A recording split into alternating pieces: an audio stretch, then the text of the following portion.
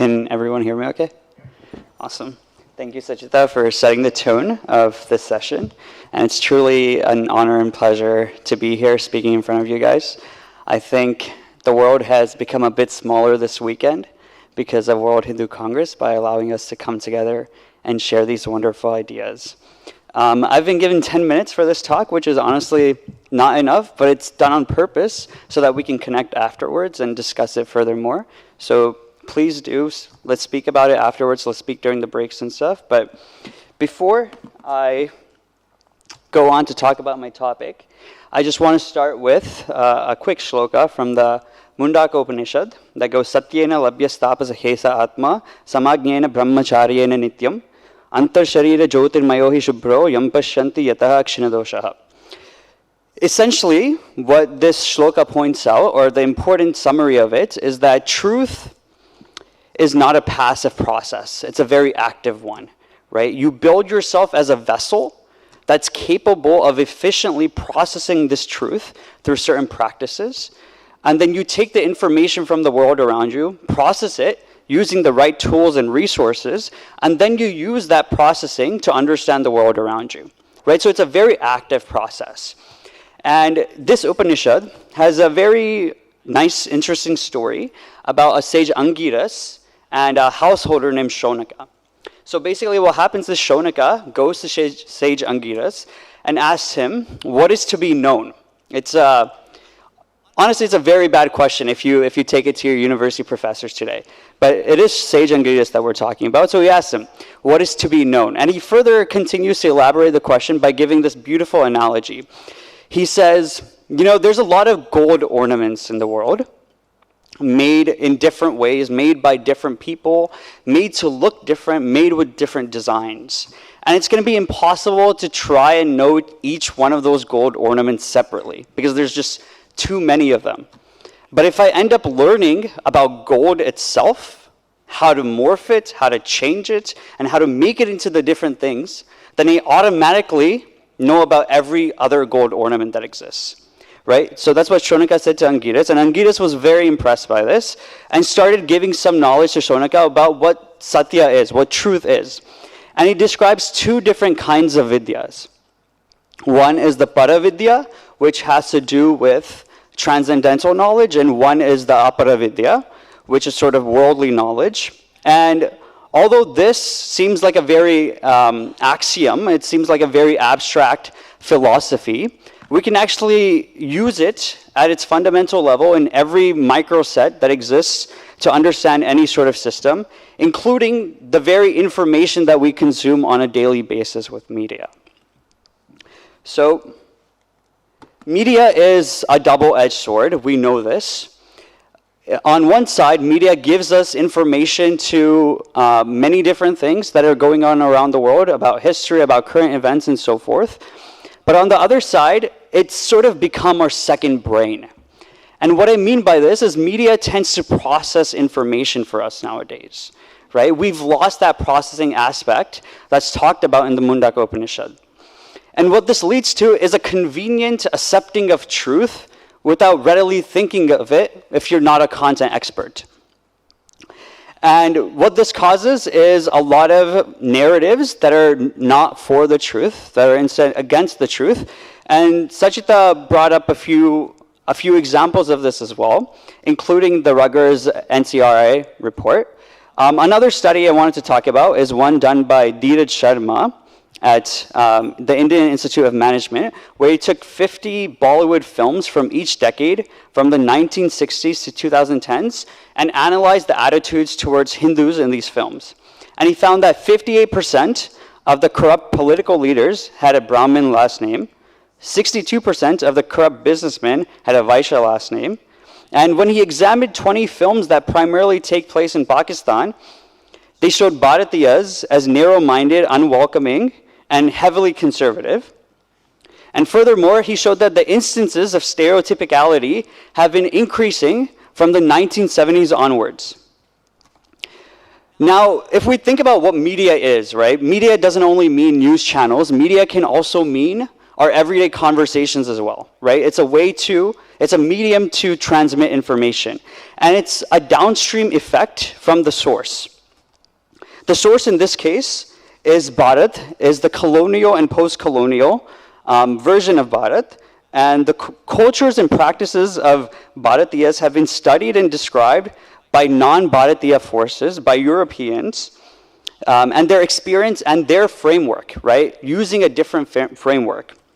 And this description, basically saying that Bharat and its culture is backward and it needs to be destroyed, has been adopted by post-colonial elites and has been violently imposed on today's Bharatiyas, today's youth, basically neglecting the first-hand voices and muffling the first-hand voices of actual practitioners.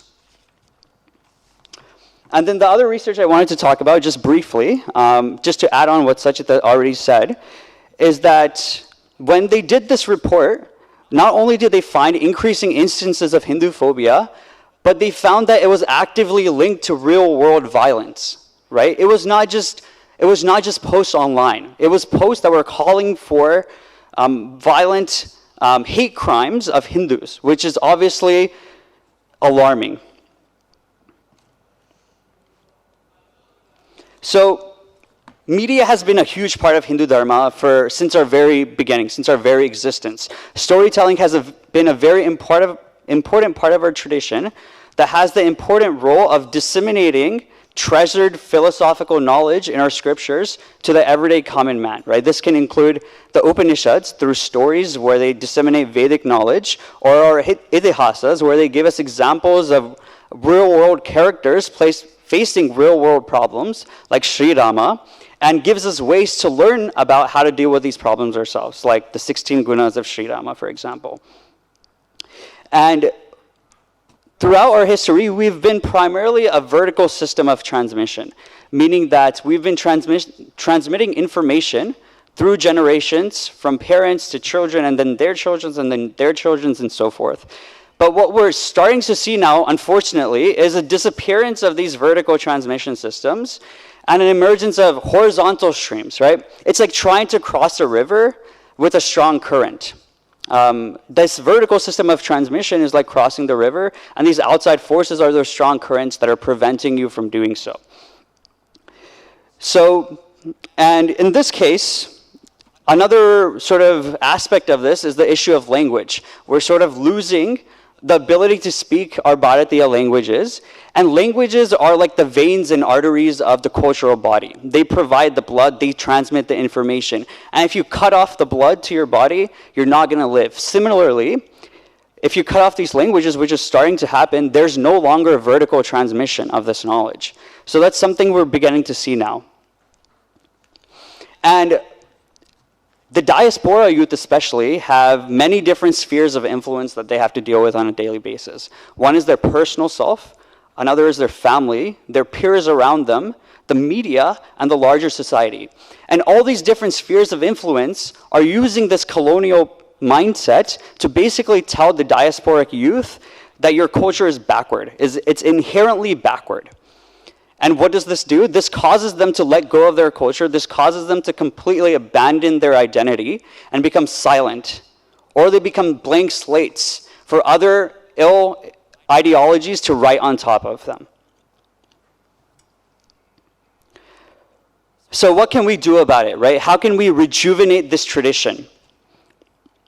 It starts with trying to give our youth the tools and resources to fill in the gap that exists.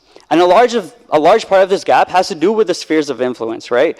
Whether it be the media, whether it be their families, whether it be their friends. They don't have the correct sources of information to authentically learn about Hindu Dharma. So the solution is to fill in this gap at this intersection between media and Hindu Dharma. And an initiative I've been working about is called Project Janani. So I'll just show a trailer for that right now.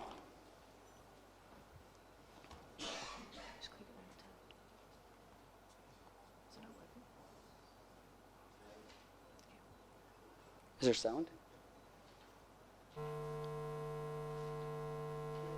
Growing up in the West, the dust muddles our experiences of what it means to be Hindu. We bear the weight of a dismissed voice and an indifferent ear. Although the circumstances are tough, they present us with the gift to understand ourselves and the world around us.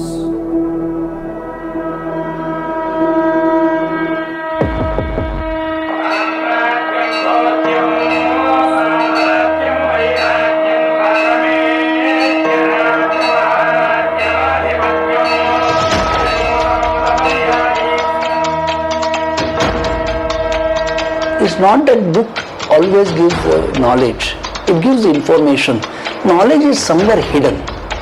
To understand India, to understand the past of India, you need to study various other sources also, like the literary sources, the oral traditions and the material sources.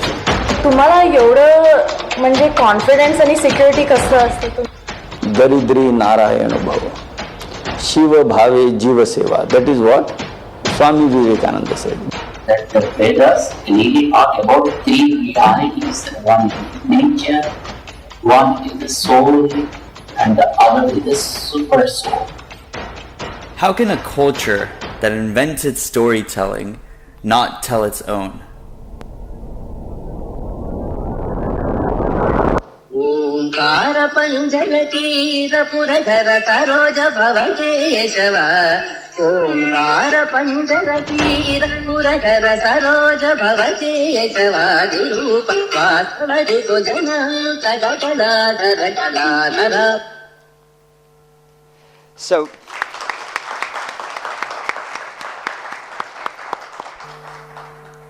I don't have much time left, but I'm going to try to go through the rest of the slides very quick. So just to talk about Project Janani a bit.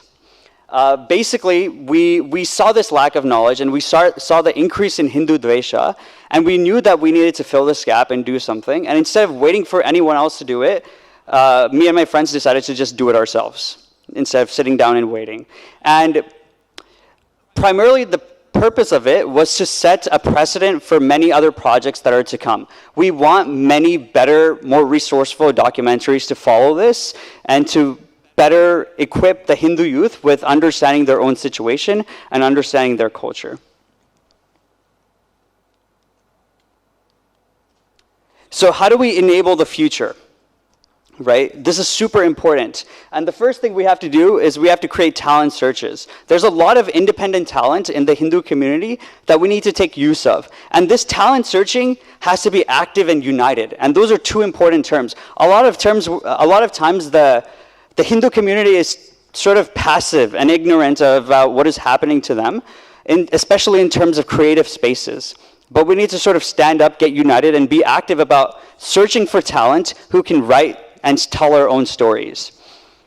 We need to provide recognition and positive reinforcement for the youth who do this, right? And not only does this encourage them further, but it also gives examples for how other youth can do the same. And then finally, we have to create resource systems. Traditionally, temples have been this resource system for us, where if you have an idea, you go to a temple and it provides you all the resources necessary to complete the idea, to bring it into completion. However, we've sort of lost these institutions now, and we need to sort of try and rebuild these systems where resources are not only present, but they're easily accessible, and a Hindu who has an idea knows exactly where to go to find these resources, right? That's what's important about it. Thank you for your time, and I'll leave the rest of the time to the other speakers, and if you have any questions, we can talk about it further. Just a quick acknowledgement to my team here, my wonderful team that has helped me throughout this journey, and Shubhamastu.